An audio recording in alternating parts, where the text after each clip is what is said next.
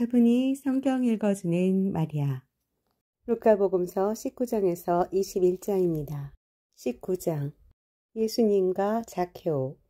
예수님께서 예리고에 들어가시어 거리를 지나가고 계셨다. 마침 거기에 자케오라는 사람이 있었는데 그는 세간장이고 또 부자였다.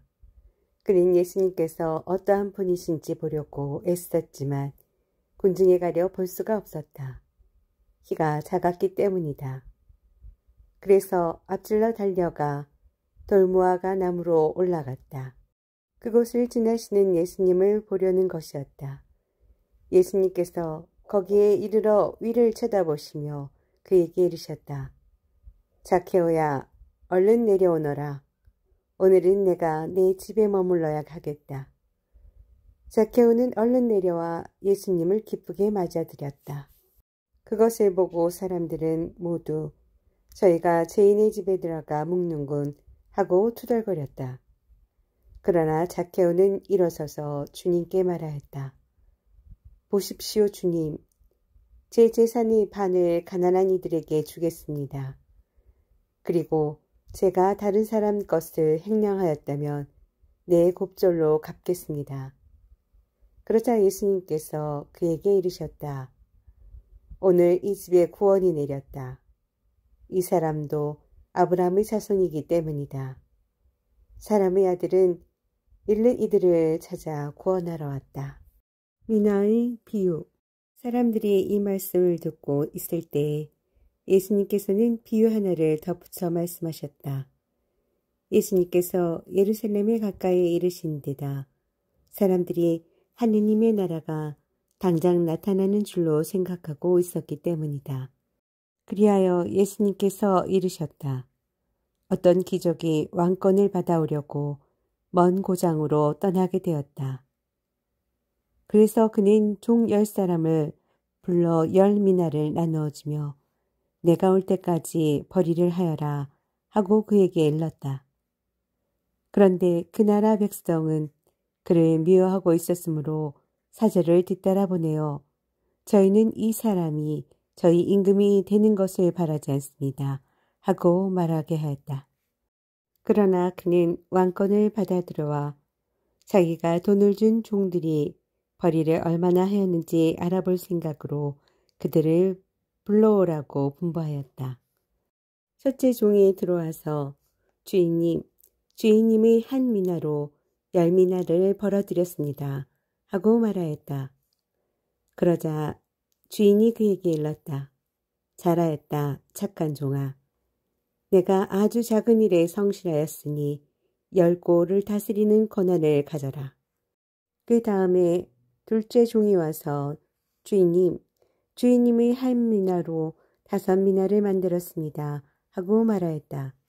주인은 그에게도 일렀다. 너도 5고를 다스려라. 그런데 다른 종은 와서 이렇게 말하였다. 주인님의 한 미나가 여기에 있습니다. 저는 이것을 수건에 싸서 보관해 두었습니다. 주인님께서 냉혹하신 분이어서 가져다 놓지 않을 것을 가져가시고 뿌리지 않을 것을 거두어 가시기에 저는 주인님이 두려웠습니다. 그러자 주인이 그에게 말하였다. 이 악한 종아, 나는 내 입에서 나온 말로 너를 심판한다. 내가 냉혹한 사람이어서 가져다 놓지 않은 것을 가져가고 뿌리지 않은 것을 거두어 가는 줄로 알고 있었다는 말이냐. 그렇다면 어찌하여 내 돈을 은행에 넣지 않았더냐. 그리하였으면 내가 돌아왔을 때 내 돈에 이자를 붙여 되찾았을 것이다. 그러고 나서 곁에 있는 이들에게 일렀다. 저자에게서 그 한 미나를 빼앗아 10미나를 가진 이에게 주어라. 그러자 그들이 주인에게 말하였다. 주인님, 저희는 10미나나 가지고 있습니다. 내가 너희에게 말한다. 누구든지 가진 자는 더 받고 가진 것이 없는 자는 가진 것마저 빼앗길 것이다. 그리고 내가 저희들의 임금이 되는 것을 바라지 않는 그 원수들을 이리 끌어다가 내 앞에서 처형하여라. 예루살렘에 입성하시다. 예수님께서는 이 말씀을 하시고 앞장서서 예루살렘으로 오르는 길을 걸어가셨다. 올리브 산이라고 불리는 곳 근처 베파기와 베타니아에 가까이 이르렀을 때 예수님께서 제자 둘을 보내며 말씀하셨다. 맞은쪽 동네로 가거라. 그것에 들어가면 아직 아무도 탄 적이 없는 어린 낙이 한 마리가 메어 있는 것을 보게 될 것이다. 그것을 풀어 끌고 오너라. 누가 너희에게 왜 푸는 거요? 하고 묻거든 이렇게 대답하여라. 주님께서 필요하시답니다.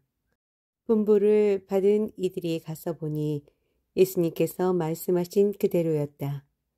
그래서 그들이 어린 나귀를 푸는데 그 주인이 왜 그 어린 나귀를 푸는 거요? 하고 물었다. 그들은 주님께서 필요하시답니다. 하고 대답하였다. 그리고 그 어린 나귀를 예수님께 끌고 와 그 위에 자기들의 겉옷을 걸치고 예수님을 거기에 올라타시게 하였다. 예수님께서 나아가실 때에 그들은 자기들의 겉옷을 길에 깔았다. 예수님께서 어느덧 올리브산 내리막길에 가까이 이르시자 제자들의 무리가 다 자기들이 본 모든 기적 때문에 기뻐하며 큰 소리로 하느님을 찬미하기 시작하였다. 그들은 이렇게 말하였다. 주님의 이름으로 오시는 분, 임금님은 복되시어라. 하늘의 평화, 지극히 높은 곳의 영광. 군중 속에 있던 바리사의 몇 사람이 예수님께 스승님, 제자들을 꾸짖으십시오 하고 말하였다. 그러자 예수님께서 대답하셨다. 내가 너희에게 말한다. 이들이 잠자코 있으면 돌들이 소리 지를 것이다. 예루살렘의 멸망을 예고하며 오시다. 예수님께서 예루살렘에 가까이 이르시어 그 도성을 보고 오시며 말씀하셨다. 오늘 너도 평화를 가져다 주는 것이 무엇인지 알았더라면. 그러나 지금 내 눈에는 그것이 감춰져 있다. 그때가 너에게 닥쳐올 것이다. 그러면 너희 원수들이 내 둘레에 공격 축대를 쌓은 다음 너를 에워싸고 사방에서 조여들 것이다. 그리하여 너와 내 안에 있는 자녀들을 땅바닥에 내동댕이 치고 내 안에 돌 하나도 다른 돌 위에 남아있지 않게 만들어 버릴 것이다. 하느님께서 너를 찾아오실 때를 내가 알지 못하였기 때문이다. 성전을 정화하다. 예수님께서 성전에 들어가시어 물건을 파는 이들을 쫓아내기 시작하시며 그들에게 말씀하셨다. 나의 집은 기도의 집이 될 것이다. 라고 기록되어 있다. 그런데 너희는 이곳을 강도의 소굴로 만들어버렸다. 예수님께서는 날마다 성전에서 가르치셨다. 수석 사제들과 율법학자들과 백성의 지도자들은 예수님을 없앨 방법을 찾았다. 그러나 어떻게 해야 하는지 그 방도를 찾지 못하였다. 온 백성이 그분의 말씀을 듣느라고 곁을 떠나지 않았기 때문이다. 20장 예수님의 권한을 문제 삼다. 예수님께서 어느 날 성전에서 백성을 가르치시며 복음을 전하고 계시는데 수석 사제들과 율법학자들이 원로들과 함께 다가와 예수님께 말하였다. 당신이 무슨 권한으로 이런 일을 하는지 또 당신에게 그러한 권한을 주니가 누구인지 말해보시오. 그러자 예수님께서 그들에게 말씀하셨다. 나도 너희에게 한 가지 물을 터이니 대답해 보아라. 요한의 세례가 하늘에서 온 것이냐 아니면 사람에게서 온 것이냐. 그들은 저희끼리 서로 의논하였다. 하늘에서 왔다 하면 어찌하여 그를 믿지 않았느냐 하고 말할 것이요. 그렇다고 사람에게서 왔다 하면 온 백성이 요한을 예언자로 확신하고 있으니 그들이 돌을 던져 우리를 죽일 것이요. 그래서 그들은 어디서 왔는지 모른다고 대답하였다. 그러자 예수님께서 그들에게 말씀하셨다. 나도 무슨 권한으로 이런 일을 하는지 너희에게 말하지 않겠다. 포도밭 소작인의 비유. 예수님께서 백성에게 이 비유를 말씀하기 시작하셨다. 어떤 사람이 포도밭을 일구어 소작인들에게 내주고 오랫동안 멀리 떠나 있었다. 포도철이 되자 그는 소작인들에게 종 하나를 보내어 포도밭 소출에서 얼마를 내놓으라고 하였다.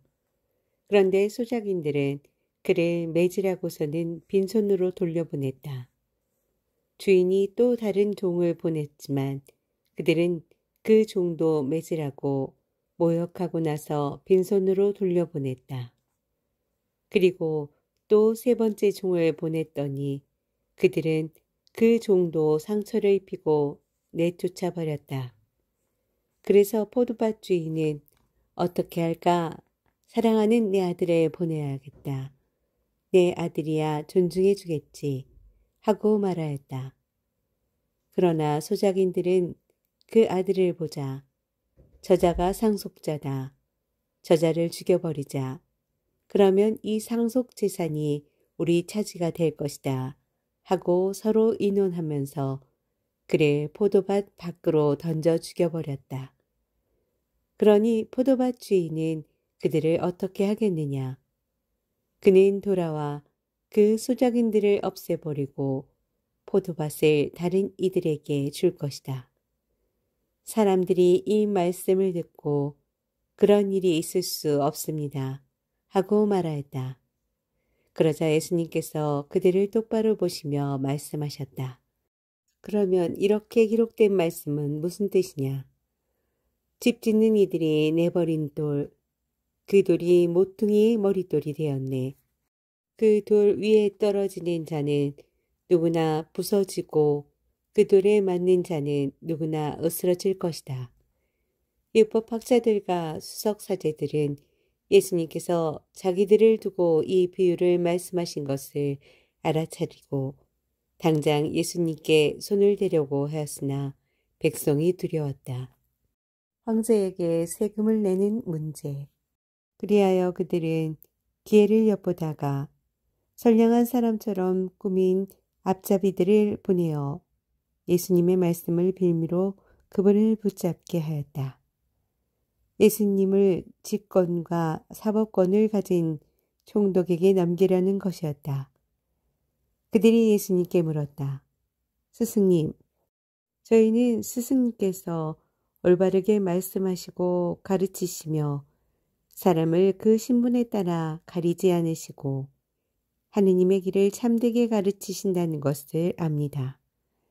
그런데 저희가 황제에게 조세를 내는 것이 합당합니까? 합당하지 않습니까? 예수님께서는 그들의 교활한 속셈을 깨뜨려 보시고 그들에게 말씀하셨다. 데나리온 한 잎을 나에게 보여라. 누구의 초상과 글자가 새겨져 있느냐? 그들이 황제의 것입니다. 하고 대답하였다. 이에 예수님께서 그들에게 이르셨다. 그러면 황제의 것은 황제에게 돌려주고 하느님의 것은 하느님께 돌려드려라. 그들은 예수님께서 하신 말씀을 빌미로 백성 앞에서 그분을 붙잡지 못하였을 뿐만 아니라 그분의 답변에 경탄하며 입을 다물었다. 부활 논쟁. 부활이 없다고 주장하는 사두가의 몇 사람이 예수님께 다가와 물었다. 스승님, 모세는 어떤 사람의 형제가 자식 없이 아내를 남기고 죽으면 그 사람이 죽은 이의 아내를 맞아들여 형제의 후사를 일으켜 주어야 한다고 저희를 위하여 기록해 놓았습니다. 그런데 7 형제가 있었습니다. 마지가 아내를 맞아들였는데 자식 없이 죽었습니다. 그래서 둘째가 그 다음에는 셋째가 그 여자를 맞아들였습니다. 그렇게 7이 모두 자식을 남기지 못하고 죽었습니다. 마침내 그 부인도 죽었습니다. 그러면 부활 때에 그 여자는 그들 가운데 누구의 아내가 되겠습니까? 7이 다 그 여자를 아내로 맞아들였으니 말입니다. 예수님께서 그들에게 이르셨다. 이 세상 사람들은 장가도 들고 시집도 간다. 그러나 저 세상에 참여하고 또 죽은 이들의 부활에 참여할 자격이 있다고 판단받는 이들은 더 이상 장가드는 일도 시집가는 일도 없을 것이다. 전사들과 같아져서 더 이상 죽는 일도 없다. 그들은 또한 부활에 동참하여 하느님의 자녀가 된다. 그리고 죽은 이들이 되살아난다는 사실은 모세도 떨기나무 대목에서 주님은 아브라함의 하느님, 이삭의 하느님, 야곱의 하느님이라는 말로 이미 밝혀주었다. 그분은 죽은 이들이 하느님이 아니라 산 이들이 하느님이시다. 사실 하느님께서는 모든 사람이 살아있는 것이다. 그러자 율법학자 몇 사람이 스승님 잘 말씀하셨습니다 하였다. 사람들은 감히 그분께 더 이상 묻지 못하였다. 다윗의 자손이시며 주님이신 예수 그리스도. 예수님께서 또 그들에게 말씀하셨다. 어찌하여 사람들이 메시아가 다윗의 자손이라고 말하느냐. 다윗 자신이 시편에서 말한다. 주님께서 내 주님께 말씀하셨다. 내 오른쪽에 앉아라. 내가 너희 원수들을 내 발판으로 삼을 때까지. 이렇게 다윗이 메시아를 주님이라고 부르는데 어떻게 메시아가 다윗의 자손이 되느냐. 율법 학자들을 조심하여라. 예수님께서는 모든 백성이 듣고 있는 가운데 제자들에게 이르셨다. 율법 학자들을 경계하여라. 그들은 긴 겉옷을 입고 다니기를 즐기고 장터에서 인사받기를 좋아하며 회당에서는 높은 자리를, 잔치 때에는 윗자리를 좋아한다. 그들은 가부들의 가산을 등쳐먹으면서 남에게 보이려고 기도는 길게 한다. 이러한 자들은 더욱 엄중히 단죄를 받을 것이다. 21장 가난한 가부의 헌금. 예수님께서 눈을 들어 헌금함에 예문을 넣는 부자들을 보고 계셨다. 그러다가 어떤 빈곤한 가부가 렙돈 2잎을 거기에 넣는 것을 보시고 이르셨다.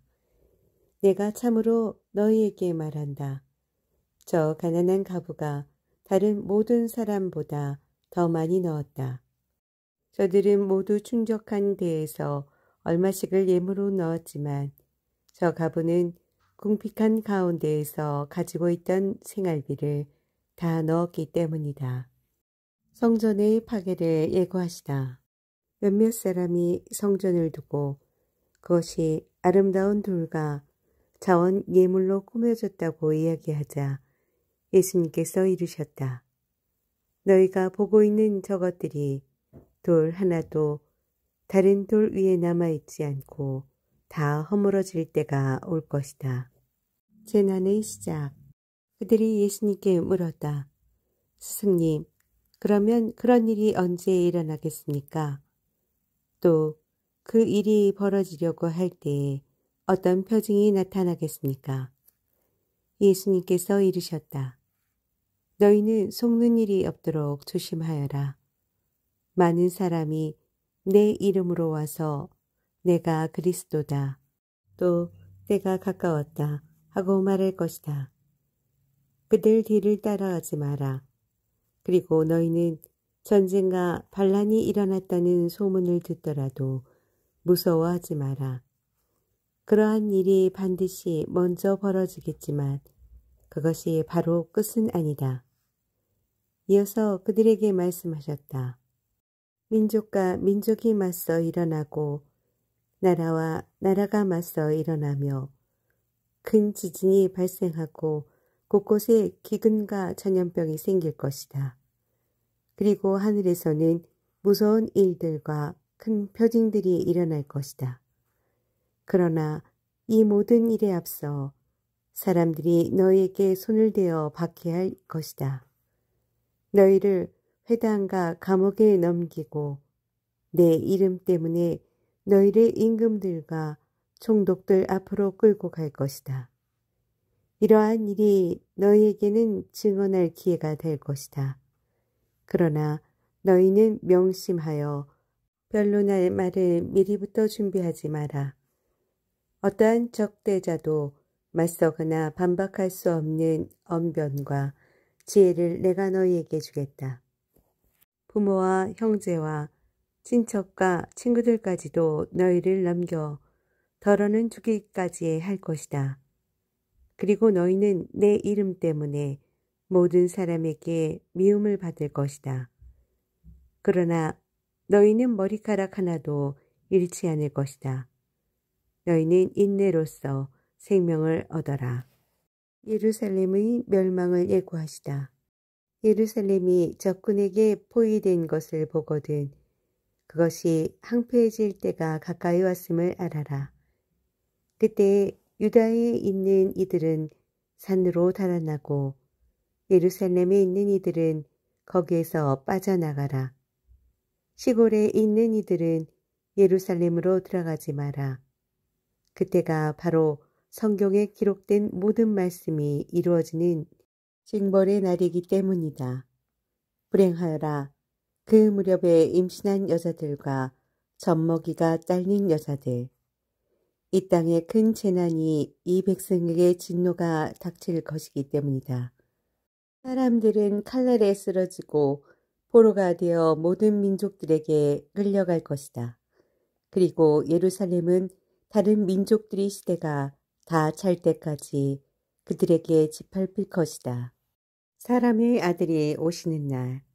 그리고 해와 달과 별들에는 표징들이 나타나고 땅에서는 바다와 거센 파도 소리에 자지러진 민족들이 공포에 휩싸일 것이다.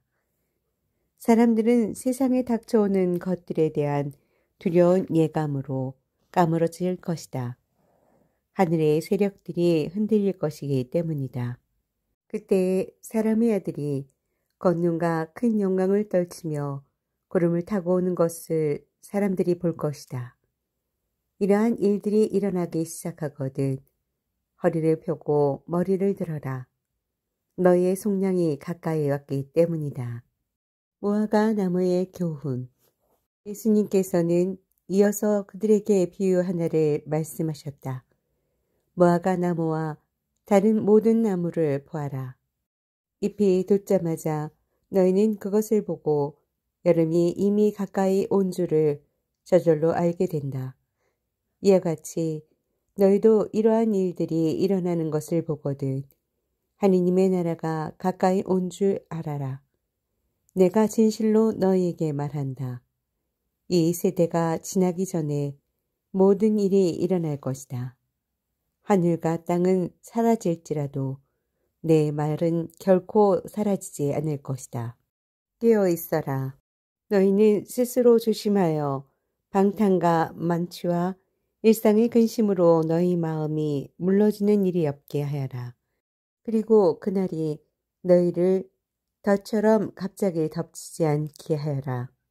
그날은 온 땅에 사는 모든 사람에게 들이닥칠 것이다. 너희는 앞으로 일어날 이 모든 일에서 벗어나 사람의 아들 앞에 설 수 있는 힘을 지니도록 늘끼어 기도하여라. 예수님께서 낮에는 성전에서 가르치시고 밤에는 올리브산이라고 불리는 곳으로 나가 묵건하셨다. 온 백성은 그분의 말씀을 들으려고 성전에 계신 그분께 이른 아침부터 모여들었다.